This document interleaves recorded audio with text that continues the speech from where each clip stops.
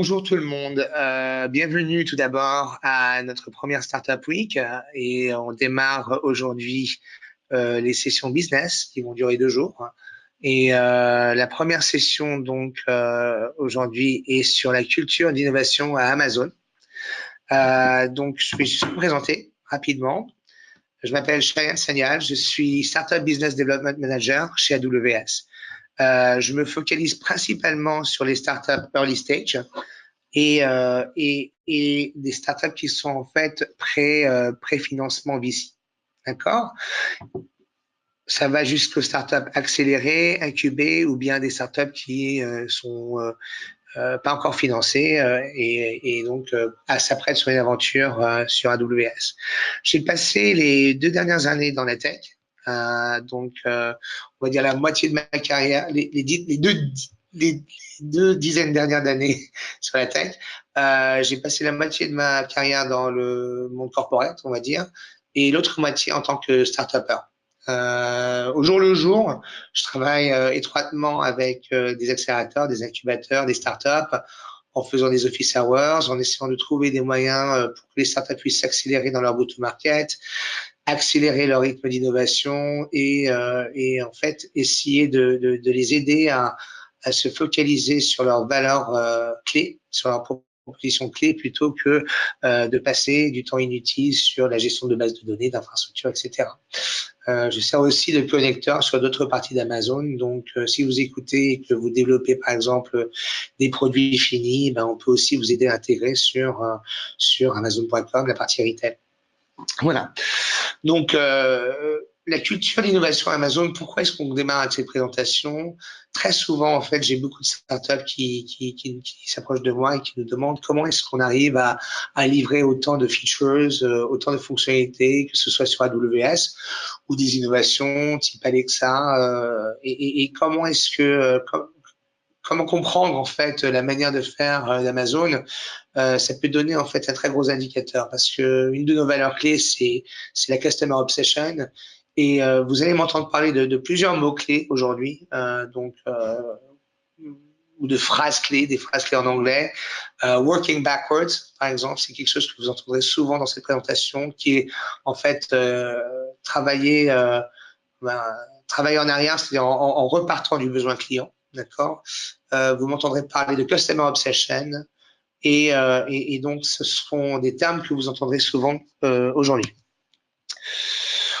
Mais tout d'abord, commençons avec une citation de notre CEO Jeff Bezos. Alors, vous m'entendrez peut-être 2 à 3 fois dans cette présentation utiliser ce qu'on appelle des Jeffisms, d'accord? Donc des citations de Jeff qui démontrent un peu nos valeurs et notre approche. Cette citation en tant que telle que vous voyez apparaître à l'écran, en fait, démontre un peu comment Amazon Web Services réfléchit sur de créer un environnement d'innovation pour les autres. D'accord?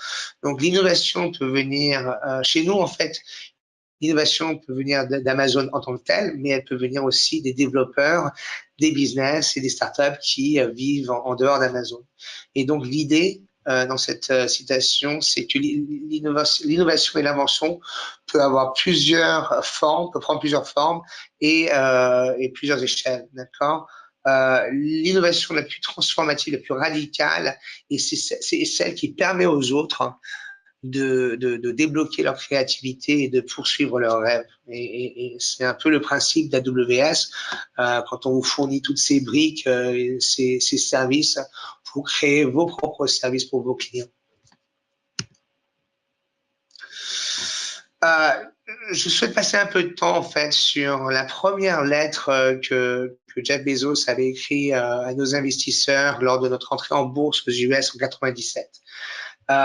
Une chose qui est très très importante que vous verrez en fait dans notre approche, c'est que nous avons été une entreprise digitale depuis le premier jour, depuis le jour où on s'est lancé en 1997. Et quand vous voyez cette citation, vous voyez qu'en 97, on pensait et on pense toujours qu'on est toujours au jour 1, au day one de l'Internet. Et ce principe de jour 1, le premier jour, de day one, est super structurant pour nous, parce qu'en fait, quand on est toujours dans cette phase de day one, on est toujours à la pointe de l'innovation, on est toujours en train de trouver un moyen d'innover pour nos clients, de trouver un moyen de leur faire gagner de l'argent ou du temps. Et quand on passe quand on est en day two, c'est-à-dire en deuxième jour, c'est un peu comme si on restait sur nos lauriers. Et Amazon s'efforce en fait de toujours être en mode day one. Et à l'époque, en 97, on voyait déjà, même si c'était au début du e-commerce, on voyait déjà que la personnalisation, l'assistance à la découverte, que l'Internet, en fait, allait créer vraiment de la valeur pour nos clients. Et donc, c'est important de comprendre ça parce que même si, malgré le fait qu'on a commencé avec des bouquins, d'accord, avec des livres, notre innovation, en fait, s'est étendue sur plusieurs domaines.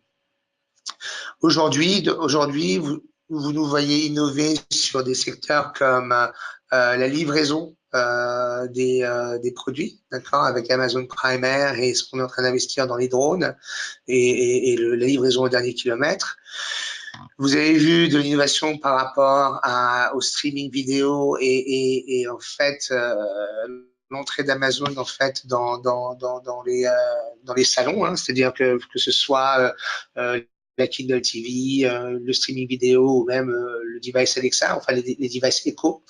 On a innové et on a changé un peu comment les gens pouvaient consommer des livres à travers le lancement de la Kindle il y a plusieurs années. On innove sur tout ce qui est de la partie, on va dire, grande distribution, supermarché, notamment avec l'acquisition de Whole Foods l'année dernière, l'activité de Prime Now en France ou Amazon Fresh. On change aussi comment les supermarchés fonctionnent, c'est-à-dire qu'aujourd'hui, on est en train d'expérimenter, on a lancé plusieurs magasins Amazon Go. Donc, si vous ne connaissez pas Amazon Go, c'est une structure qui permet de vendre des produits, mais sans caisse, c'est-à-dire sans caissier ou caissière et sans caisse, qui utilise en fait la fusion de plusieurs sensors à l'intérieur du marché pour en fait automatiquement détecter ce que vous avez pris, ce que vous avez rendu, etc. et de sortir de ce magasin sans vraiment s'arrêter à une caisse et d'avoir en fait tout ce que vous avez consommé déduit de votre compte Amazon. Et bien sûr, évidemment, AWS, qui est une innovation qu'on a lancée en 2006, qui nous a permis en fait d'être les premiers, on va dire, prendre les premiers pas sur le cloud et de permettre à tellement d'entreprises de grandir sur le cloud AWS. Donc, beaucoup d'innovation. On est parti des livres, on s'est étendu sur plusieurs domaines. Ce qu'on va voir maintenant, c'est on va se porter un peu sur des valeurs qui nous ont permis de faire ça. D'accord. La première chose, c'est de comprendre la mission d'Amazon. Et la mission d'Amazon, c'est de devenir en fait l'entreprise la plus focalisée sur les clients, d'accord, du monde. D'accord. Donc c'est une expression qui est très, on va dire vague, très large, on va dire, mais ça nous permet en fait dans cette largeur de pouvoir prendre une approche, on va dire diverse et variée sur la définition de ce qui est la customer obsession ou la focalisation des besoins clients. En laissant cette mission un peu large, ça nous permet d'innover sur plusieurs différents domaines. D'accord. Donc, je vous ai dit que vous m'entendrez plusieurs fois utiliser les mots customer obsession, obsession client, et cette notion de working backwards à travers le client.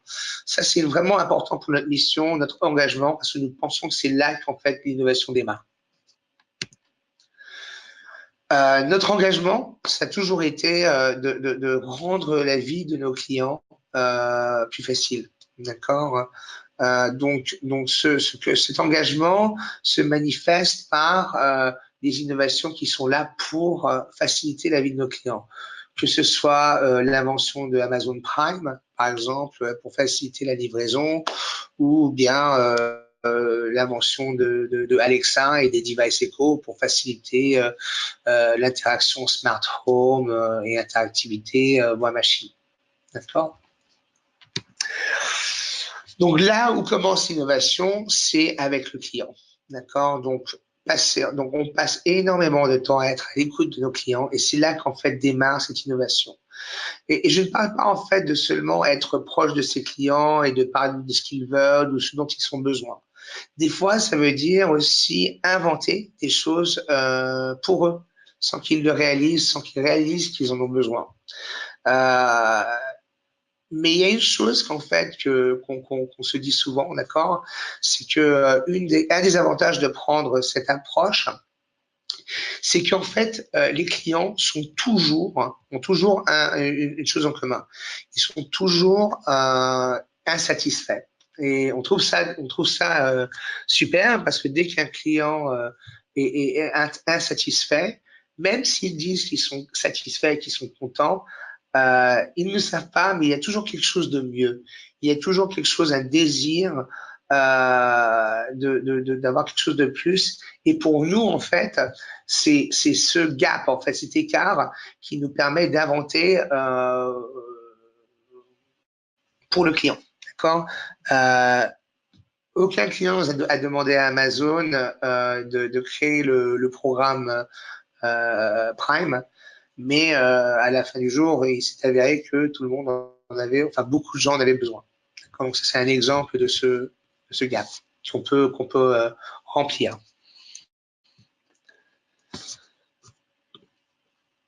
Alors, qu'est-ce qu'on connaît par rapport à l'innovation? Ben, j'aimerais prendre en fait un exemple. Nous, on innove, on va dire, depuis 24 ans, à travers plusieurs dimensions, comme je l'ai explicité auparavant, que ce soit sur le retail, sur AWS, sur Audible, Alexa, Fire TV, des exemples comme ça. Mais on peut aussi, on a aussi innové, on peut dire pas seulement à travers les services qu'on a déployés, mais aussi on innove à la périphérie de ce que nos clients peuvent voir. D'accord? Par exemple, ici, vous voyez une des versions, on va dire, une des premières versions de nos centres de distribution, ce qu'on appelle Fulfillment Center, où à l'époque, on avait des pickers qui longeaient en fait chaque rangée pour récupérer les produits pour une commande Amazon. D'accord? Donc, ça, c'était une de nos premières versions. Peu de temps après, nous avons investi dans notre chaîne chaîne de distribution, notre supply chain. Et là, ce que vous voyez, c'est la 8e génération de nos centres de distribution. Et en fait, avec Amazon Robotics, on a un peu changé, radicalement changé la manière dont on gérait la chaîne, la supply chain. Nous avons, c'est nos robots, c'est en fait ces petites choses en orange que vous voyez dans l'écran, donc nos Kiva, qui vont aller récupérer les produits nécessaires pour une commande et les ramener au packer pour qu'ils puissent en fait faire l'emballage. D'accord? Ce qui crée en fait un flux assez freeform au niveau des commandes, mais qui permet beaucoup plus d'efficacité. D'accord? Les robots peuvent en fait transporter des palettes jusqu'à 1350 kg. Il y a moins de marche nécessaire, donc moins d'accidents. D'accord? Et ce qui permet aussi une optimisation de 53% dans l'utilisation de l'espace, en fait, du centre de distribution.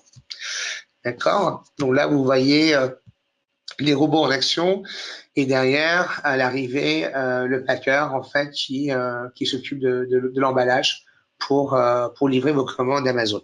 D'accord? Donc un peu une vue à l'intérieur de comment ça se passe. D'accord? Une autre innovation sur laquelle tout le monde connaît, c'est le site Amazon. D'accord? Donc on est actuellement un des leaders dans le segment des recherches produits. D'accord? Pourquoi? Ben parce que on laisse au client le choix. D'accord? On met le client en avant. On fait en sorte que les revues des produits sont présenté d'une manière avec une confiance maximale, d'accord. On utilise de l'intelligence artificielle pour faire monter en fait les meilleures revues pour les clients. Ici, il s'avère que vous voyez une pub pour l'Amazon Echo. En fait, on parlera de l'écho dans quelques instants parce que c'était quand même une très grosse innovation de notre part.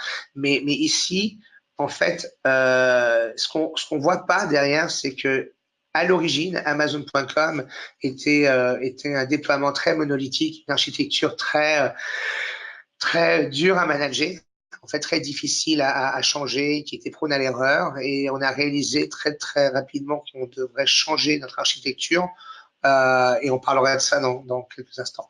D'accord. Mais pour l'instant, le site Amazon en fait change rapidement tous les jours. En fait, toutes les heures, il y a des modifications qui se font sur le site.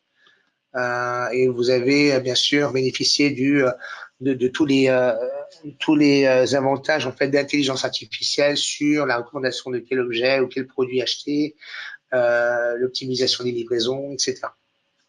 L'Amazon Go, j'en ai parlé tout à l'heure, c'est ce magasin donc qui n'a pas de caisse. Donc je vais enchaîner rapidement sur en fait la culture. Donc pour nous, la culture d'Amazon sur l'innovation, elle est portée sur 4 grands principes, d'accord. La première étant l'obsession client, d'accord. Donc on commence tous nos process avec le client et après on déroule en arrière ce qui doit se faire pour satisfaire le client. D'accord. Le deuxième principe, c'est vraiment la pensée, la réflexion à long terme.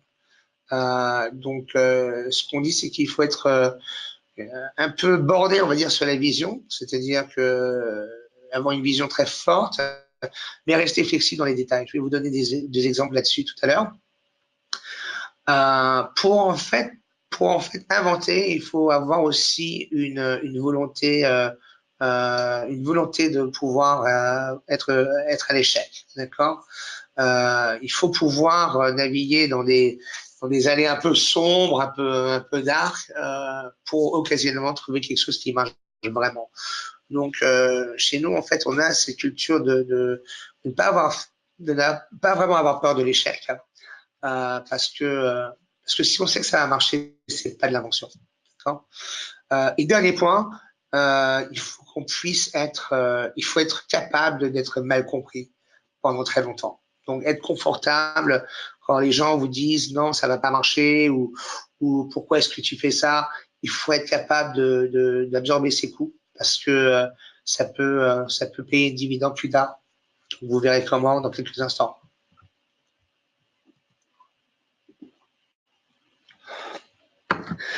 Un très grand principe, c'est en fait ce qu'on appelle un flywheel, c'est en fait un cycle de croissance, d'accord.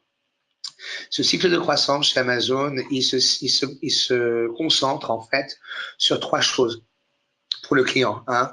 Pour que le client ait de la valeur, d'accord, trouve de la valeur dans son choix, et un choix maximal, donc puisse choisir parmi beaucoup, et avoir en fait le choix et en fait ce qu'on appelle la facilité de sélection. D'accord.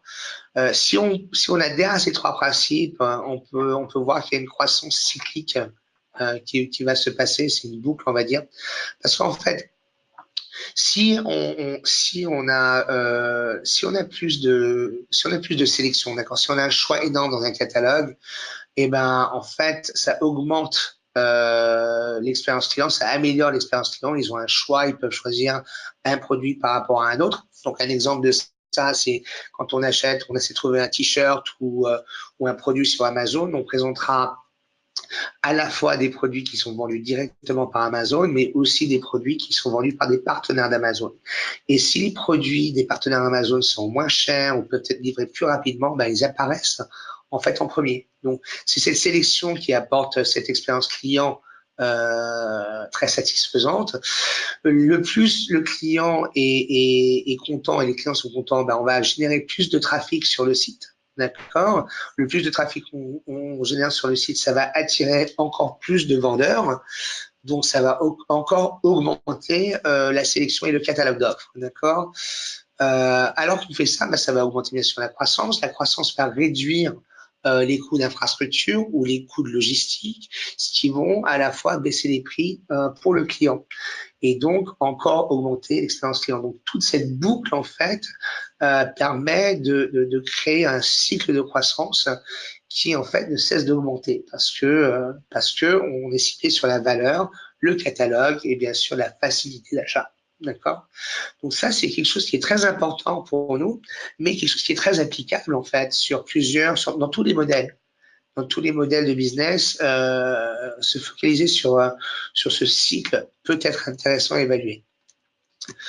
Donc, par exemple, on peut prendre l'exemple de Prime comme étant un bon exemple de l'innovation continuelle qu'on a fait sur tout ce qui est valeur, sélection et facilité d'achat, facilité, on va dire.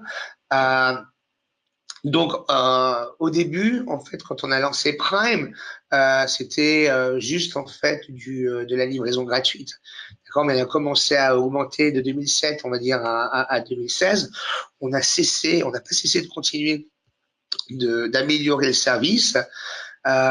Et jusqu'à ce qu'on a commencé à résoudre le problème en 2016 de la livraison au dernier kilomètre et offrir des services qui permettent de la livraison en 2 heures ou en 1 heure, qui n'est pas forcément le cas des options actuelles dans le e-commerce.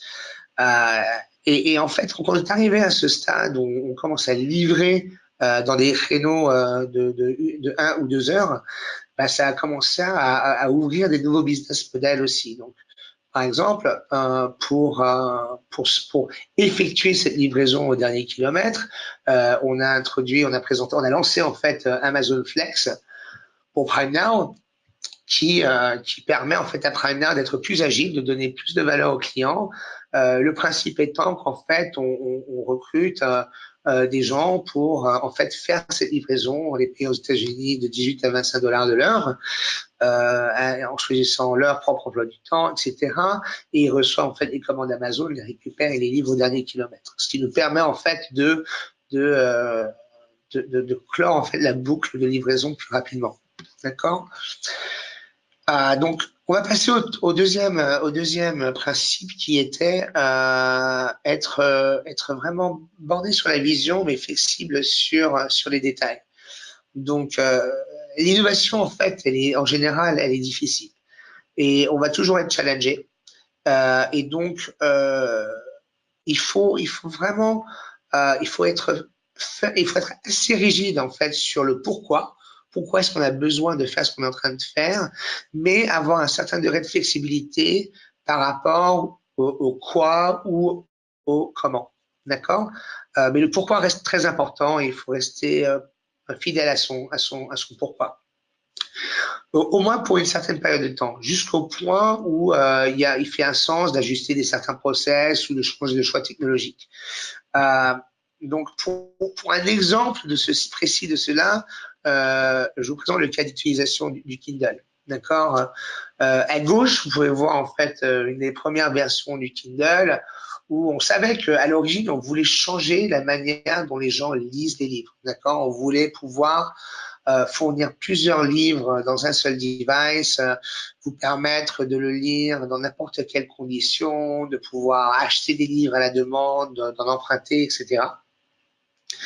Et la première version, ben, on a un peu fait tout, d'accord. On a mis tout plein de boutons, etc. Donc ça s'est vendu. Et bon, ça s'est pas énormément bien vendu, mais on a rapidement itéré sur le comment, sur le quoi et le comment. Et aujourd'hui, à droite, vous avez donc le Paperlike qui est très fin, qui marche dans des belles conditions, que ce soit ensoleillé ou dans le noir, avec des téléchargements rapides, avec une batterie de longue durée et très très portable. Donc ça, c'est un exemple en fait d'être vraiment borné sur la vision, d'accord, d'essayer de changer la façon dont on vend et on consomme les livres pour bien sûr vous offrir un choix énorme avec une capacité d'acheter des livres d'une manière très très facile. Voilà. Sur le troisième principe, c'est cette notion d'être capable d'être mal compris. d'accord, pendant une très longue période de temps. Et là, en fait, un exemple qui est probant pour nous, en fait, aujourd'hui, c'est AWS, d'accord? Quand AWS a commencé son aventure en 2006, Wall Street n'était pas du tout d'accord. D'accord.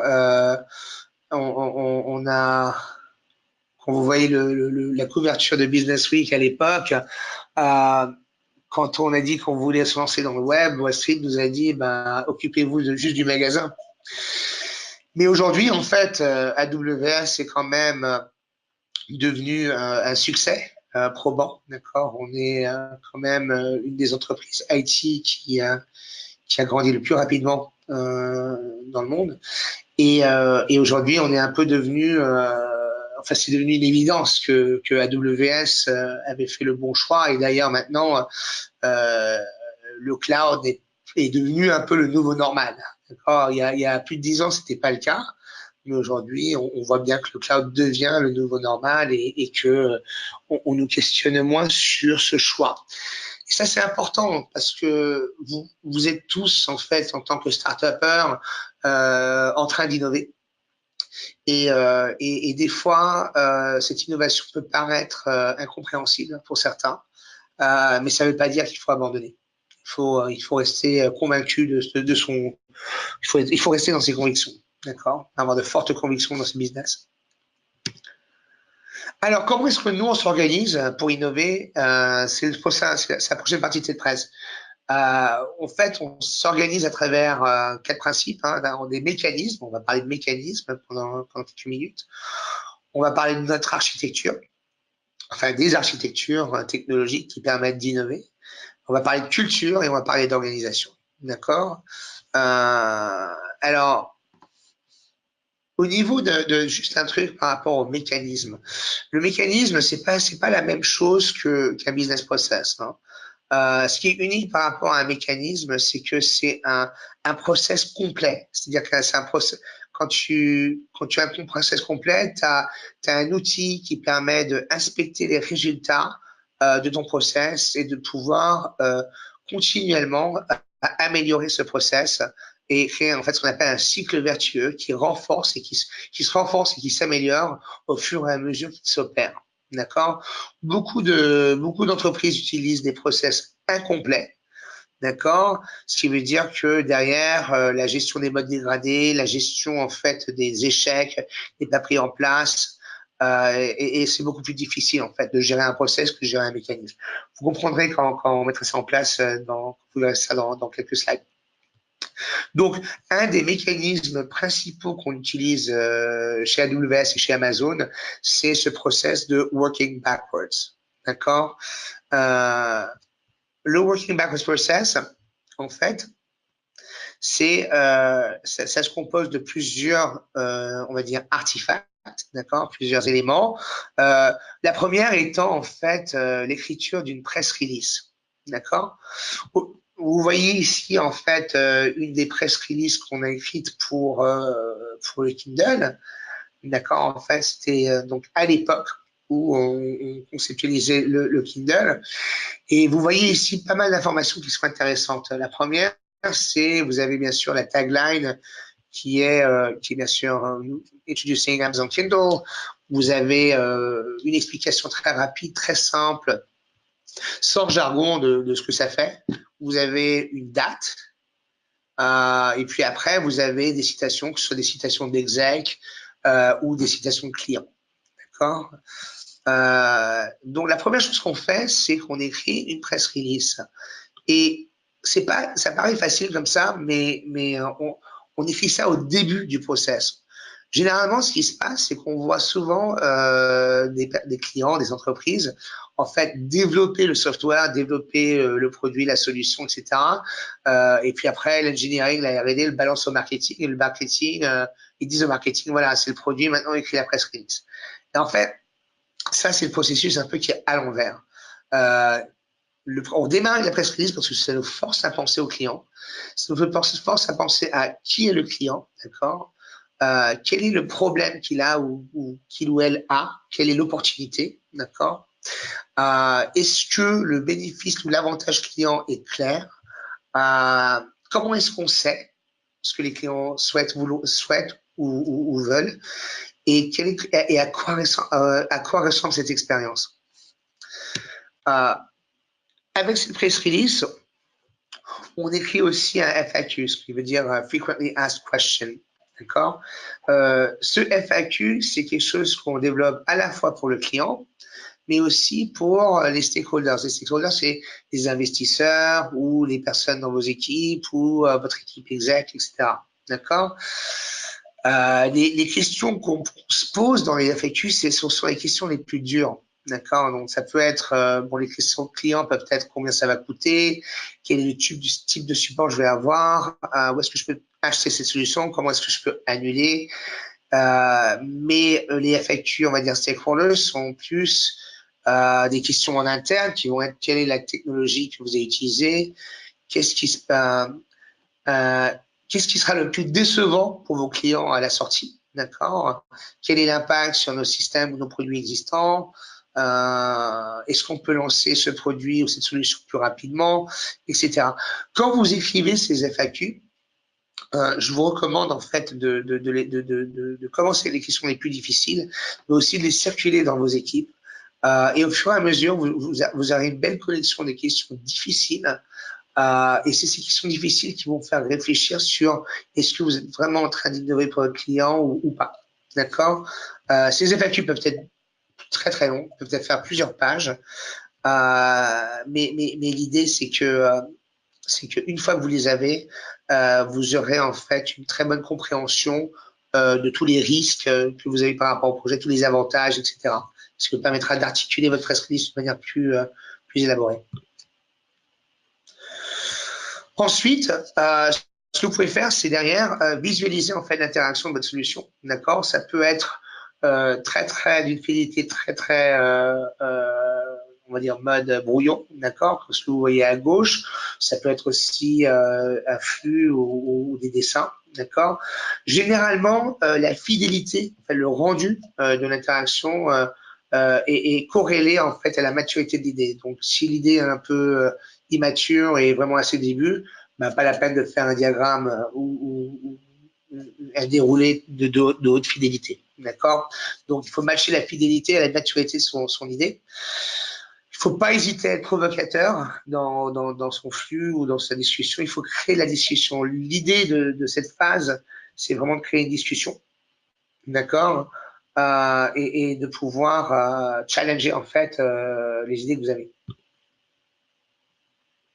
Donc, comme je disais, dans plusieurs entreprises, généralement, ce qui se passe, c'est que vous écrivez le logiciel, tout marche, et après, vous le balancez au marketing, vous dites, voilà, c'est ce qu'on a fait, allez écrire la press release. En fait, ben non. Nous, on pense que ça, c'est carrément à l'envers. Il faut commencer avec la press release et derrière, on peut continuer le développement. Donc, chez nous, en fait, chez Amazon, on est très axé narratif, on écrit des docs. On n'est pas très PowerPoint. C'est plus des documents comme ça qui nous permettent d'échanger, de discuter et de prendre des décisions. Voilà. Donc, ça, c'est pour certains des mécanismes. Maintenant, comment on s'architecte pour l'innovation? Alors ici, on va dire que c'est pas l'architecture actuelle, mais on va dire que c'est l'architecture théorique du site e-commerce Amazon.com. Et donc, vous voyez en fait qu'à l'époque, on avait une approche très, on va dire, monolithe, d'accord, avec du front-end, un tiers applicatif, un tiers base de données, etc. Et en fait, on a réalisé très rapidement qu'en fait, on devait, ça nous prenait beaucoup plus de temps, d'accord, pour faire des modifications sur le site. Il y avait tellement d'interdépendance entre certains éléments que on devait faire des tests d'intégration, etc. Et donc, on a évolué l'architecture sur une architecture, on va dire, à l'époque, on n'appelait pas ça des microservices.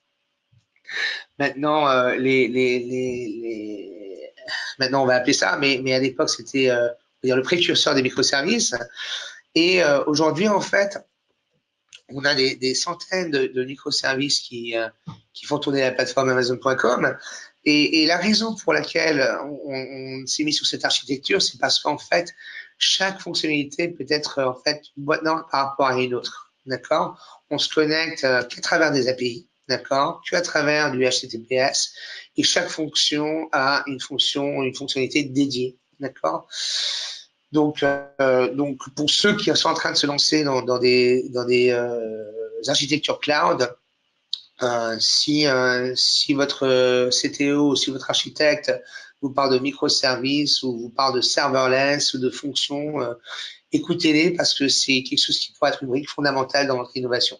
D'accord, dans votre approche à innover, parce que vous n'aurez pas en fait à vous équiper de la même manière que si vous aviez des énormes équipes de tests ou des tests d'intégration, etc. Euh, il faut que votre environnement de développement puisse être self-service, c'est-à-dire que vous puissiez euh, en fait donner du pouvoir à vos développeurs pour pouvoir expérimenter, lancer des serveurs à la demande, tester des nouvelles théories, tester des nouveaux algos, sans vraiment se prendre la tête à commander des serveurs, à passer sur un data center et attendre des semaines ou des jours avant qu'un serveur soit disponible. En fait, mettre en place des plateformes self-service, c'est quelque chose qui permet en fait d'utiliser ce type de plateforme, permet d'innover, d'accord. Mais même vous, en tant que startup, si vous créez des plateformes, pensez-y, pensez à comment est-ce que vos clients peuvent utiliser vos services sans trop de friction en fait. Donc, par exemple, sur AWS, bon là, c'est des workloads, c'est pas tous les services, c'est juste des workloads exemplaires de ce qu'on peut faire. Mais aujourd'hui, on a plus de 140 services qui permettent aux startups de faire du calcul, du stockage, mais aussi du big data, de l'IoT, de l'intelligence artificielle, du machine learning. Et donc, c'est en rendant cette plateforme disponible à la demande en self-service sans gatekeeper qu'on a permis à tellement d'entreprises et de startups d'innover sur AWS. D'accord? Ils peuvent commencer et puis ensuite voir comment intégrer. Donc, ça, c'est au niveau de l'architecture. On va passer sur la culture quelques instants et ensuite sur l'organisation. Donc, sur la culture, en fait, ça c'est super important. Et vous aurez quelques sessions en fait sur comment recruter à la manière d'Amazon plus tard dans les 2 jours à venir. Mais ce qui est important, c'est que nous on recrute des développeurs, en fait, des builders, et on les laisse construire, d'accord? On les laisse développer. On a en fait des valeurs, ce qu'on appelle les leadership principles, qui vont de la customer obsession dont je vous ai parlé tout à l'heure jusqu'à le bias for action, qui est comment est-ce que la rapidité auquel vous prenez une action, est-ce que vous arrivez à penser d'une manière large, très innovatrice. Donc en fait, on essaie de recruter des gens qui ont cet ADN, d'accord? Et et on vit ces principes au jour le jour, d'accord? Que ce soit du recrutement jusqu'au développement de la personne, jusqu'au feedback. Et généralement, dans la journée, il y a à peu près 3 ou 5 de ces principes qui font part d'une conversation par jour, d'accord? Et derrière, oui, ça peut créer un peu de tension et c'est intentionné, d'accord? Mais ces principes nous aident en fait à innover rapidement parce qu'en fait, on les utilise pour se rendre des comptes en fait entre nous, sans avoir un process très lourd. Quand on dit, ben écoute, là t'es pas en train d'être, là c'est pas, tu fais pas du invent and simplify, c'est que tu es en train de faire un truc beaucoup trop compliqué alors qu'il pourrait être plus simple. Donc ça, on vous en parlera plus tard dans d'autres sessions sur le recrutement, mais c'est quelque chose qui nous aide en fait à innover parce qu'en fait on recrute sur ces principes et certaines personnes indexent mieux sur certaines valeurs que d'autres et ça crée cette complémentarité qui nous permet d'innover rapidement.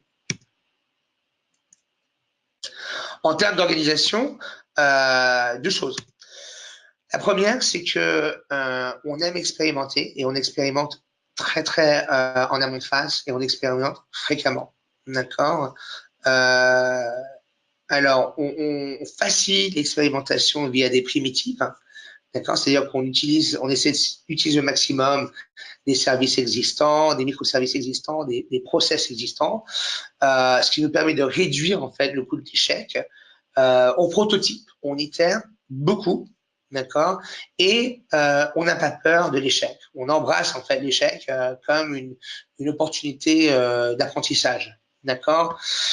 Un des principes fondamentaux, c'est quand on prend une décision, et comment prendre des décisions rapidement, on se pose toujours la question, est-ce qu'une décision est en fait une porte unidirectionnelle ou bidirectionnelle? Et si c'est une porte qui est unidirectionnelle, ça veut dire que les conséquences de cette décision sont irrévocables et significatives et nécessitent une analyse approfondie. Mais si c'est une décision à une porte multidirectionnelle, donc de two-way door, ben, et si on a suffisamment d'évidence ou une raison de croire que traverser cette porte serait une bonne idée, ben on y va sans trop de poser de questions. C'est pas forcément le cas dans d'autres boîtes où chaque décision est analysée jusqu'à paralyse, d'accord. euh, et donc, je vais vous laisser un peu avec une dernière pensée de Jeff Bezos là-dessus, et cette fois-ci sur une lettre datée de 2015, où en fait, il tient sur le fait qu'on est, on aime bien les échecs chez Amazon et qu'on est probablement le meilleur endroit au monde où il fait bien de faire un échec, d'accord. On pense que l'échec et l'invention sont des frères jumeaux ou des sœurs jumelles inséparables. Pour inventer, il faut faire de l'expérimentation. Et si tu sais déjà que ça va marcher, ben c'est pas une expérience, c'est pas une expérience, d'accord. Et donc, il y a un exemple de ça. En fait, ben on va prendre l'exemple à droite. Ce serait notre premier smartphone, le Fire Phone, qui a été un gros flop, d'accord. On a dû en fait mettre au rouge 170 millions de dollars de téléphones Firephone. Mais c'est quelque chose qu'on a appris énormément parce qu'en fait, une partie de l'équipe qui travaillait sur le Firephone et travaillait sur des concepts d'interaction voix, ben en fait, nous ont donné en fait Alexa et les devices Echo, qui sont un exemple au lieu d'être un échec, mais vraiment d'être un succès phénoménal en tant que device Amazon. Donc voilà, j'arrive juste à la fin de la présentation. On a juste un point à regarder, c'est l'organisation des équipes. Chez nous, on essaie de ne pas avoir d'équipe plus grande que pourrait nourrir en fait deux pizzas, d'accord. On est toujours demandé si c'est des pizzas de taille américaine ou pas, mais bon, deux pizzas, c'est-à-dire au maximum, on va dire 10 personnes au max pour une équipe, d'accord, ce qui permet d'avoir de la décentralisation, de l'agilité.